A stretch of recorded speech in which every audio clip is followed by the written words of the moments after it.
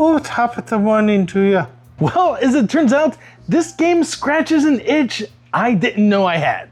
And not only does it come with a wonderful score pad, it also comes with a pre-sharpened pencil.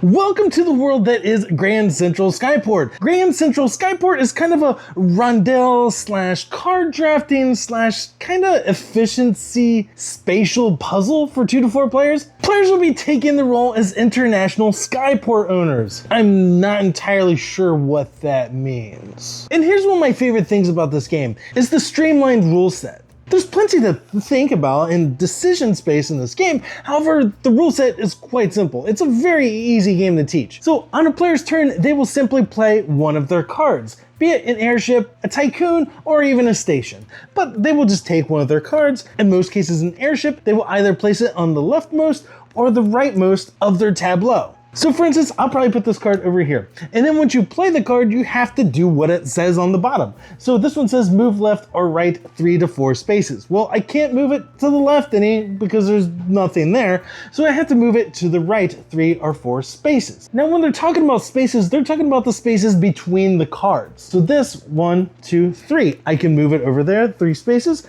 I slide that card over to make room for that card. And once I've done that, I look and see if I need to rearrange any of my lanes. And basically your airships are the lanes. And should you have 2 adjacent lanes that are a matching color, they consolidate down into 1 lane. And then I would scoot that station back over, filling in any gaps. Now you want to do this because this is how you will get the majority of your points at the end of the game.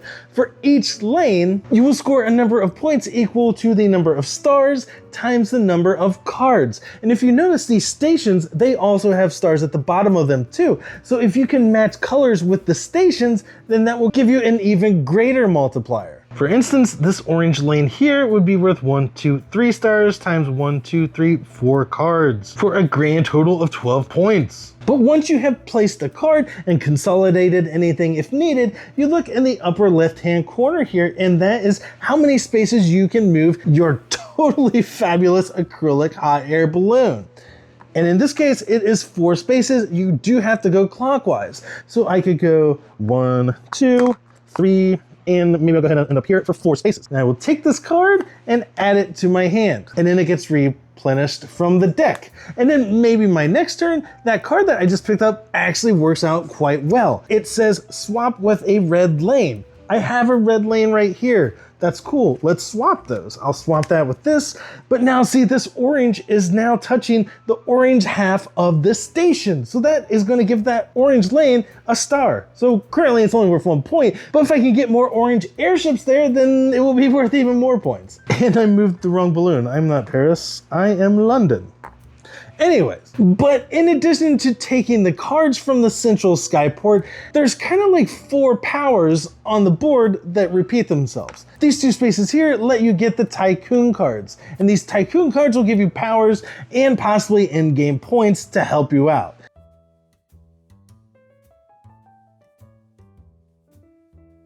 The Diplomat allows you to move your balloon further and score extra points for having tickets at the end of the game. The Explorers allow you to move other lanes by 1 or 2 spaces when you play a specific card. I said the Merchant also allows you to move other lanes a space or 2 when you play a specified card. The Supplier will get you an extra card and score points for icons in your hand at the end of the game. The Inventor will give you bonus points if adjacent to icons at the end of the game, and allows you a little more freedom with airship placement during the game. I would like to pause for just a moment and mention that this was a review copy provided by the publisher. However, the thoughts and opinions in this video are my own. And if you find any value in my content, please consider clicking that subscribe button and the notification bell and leave a comment. Thanks. The next space is clockwise here. These ones will allow you to shift lanes of the color matching the card that is currently there. So this says you may immediately move a lane that matches the color of this card by 1 or 2 spaces. In addition to taking that card, I could possibly move an orange lane 1 or 2 spaces to the left or right, which actually in this case wouldn't really be a good move. The next space going around allows you to get more of those station cards. And I failed to mention that these tycoons, when you place them, they actually go underneath stations, now giving matching adjacent airships 2 stars instead of just the 1. And then the next space going around clockwise is kind of like a set collecting thing. For instance, this one here, if you get a complete set of all 6 airships, you can take this token. Whoever gets it first gets 9 points, then it's 7, 5, 3. So basically, it behooves you to be the first one to get these. And similar but slightly different, this one down here gives you a token worth victory points if you happen to get a complete set of icons. Some of the cards will have icons such as tickets, compasses, and like a crate or a box or something. I don't know what it is. But most of those icons will work with the tycoons that you'll get throughout the game, either by in-game points or allowing you to move different lanes around. So basically, players will be moving their balloon around, drafting these airship cards, adding them to their tableau, trying to get matching colors in the same lane. Until the end of the game, then you just finish the round and everyone else gets one last turn. And then you tally up points and the player with the most victory points wins. Well, as it turns out, this game scratches an itch I didn't know I had. Despite being essentially a card game that comes in a huge box and takes up a ton of table space, this game is quite satisfying, and I dig it a lot. So let's take a closer look at what makes Grand Central Skyport so amazing. So the game feels familiar with the whole maybe rondel-ish, but you're using that rondel to draft cards, essentially to build a tableau, but you can't quite put the cards exactly where you want them. You gotta put them on the ends and to try to work matching cards side by side so that way they can collapse down into one lane, giving you a lot of points by the end. So the game is actually a really easy teach and the gameplay is quite smooth. It's just a really fun puzzle that you get to try to best your friends at. And it doesn't matter how many friends you have joining you because the game plays really well at all player counts. But don't let the smoothness and ease of teach fool you. There is plenty to consider when playing this game. You could almost get a little bit of AP if you really wanted to just rack your brain on how to, switch this card with a red lane and then play this card and move it 2 spaces over. But then if you can get to that section on the board and you can move an orange lane 1 or 2 spaces, the game can be as complex kind of as you want it to be, which is kind of nice because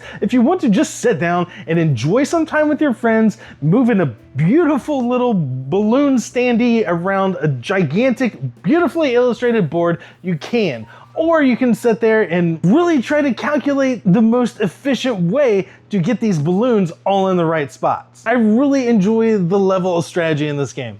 With the tycoon cards, some of those will help you with in-game scoring, and that particular tycoon will actually help you move further around the board, which can come in handy, maybe help you get to desirable cards before your opponents can get to them, or some of the tycoons will allow you to move other lanes when you play specific cards, and the different spaces on the board provide a little more strategic choice as well, such as the spaces that allow you to move lanes of a color matching the card that happens to be there. So yes, there is some kind of luck of the draw on what color lane could be moved, but everyone's kind of working with the same parameters too. And don't underestimate the power of getting those extra stations, because those extra stations can help give you extra stars on adjacent airships as well. And the production value of the game is outstanding. Illustrations on everything. Andrew Bosley did an absolute amazing job as always. The card quality is nice, the cards shuffle well, they do feel like they're gonna hold up. The balloon standees are absolutely top notch. They're these really nice acrylic standees and the board looks nice. It's kind of an interesting shape. It's not a normal square board. It's double-sided. However, I think both sides are the same, which was kind of interesting. And the score pad is great and it comes with a pencil. I don't know why. It's just kind of cool that everything that you need to play the game is in the box, even a pencil. The rulebook is nice and clear. It's not overly bloated. There's a couple examples in there to make sure there's no questions on anything. The box says 30 to 60 minutes. I feel like that might actually be a little long. If you're playing with 2 players and you both know how to play it, you can probably play this game in 15 to 20 minutes. But 20 minutes definitely including the setup. But we just recently played a couple 3-player games and they were well under a half hour. So I think if you go into this game with certain expectations, you will really, really like it, because it is a very good game. I think maybe the size of the box and the overall general look of the game may lead players to believe that it is maybe more of a more grandiose game than it actually is. And I don't mean that in like a negative way. If the game is really good, I'm gonna give it a 4.5 out of 5. But for me, going into it, my expectations were one thing, but the game ended up being a completely different thing. And that thing was a good thing. Actually, that thing was a great thing. And this is one of those games that I played it enough times to review it, and I don't really need to play it anymore, but I want to. It's almost like a cheap Chinese restaurant that has some really good General Tso's. Yeah, there's other places that have General Tso's, but like this particular one is like really good because it's just a little different. Well, that's Grand Central Skyport. It's just a little different. And as always, thanks again for watching another episode of Rolling with the Beard.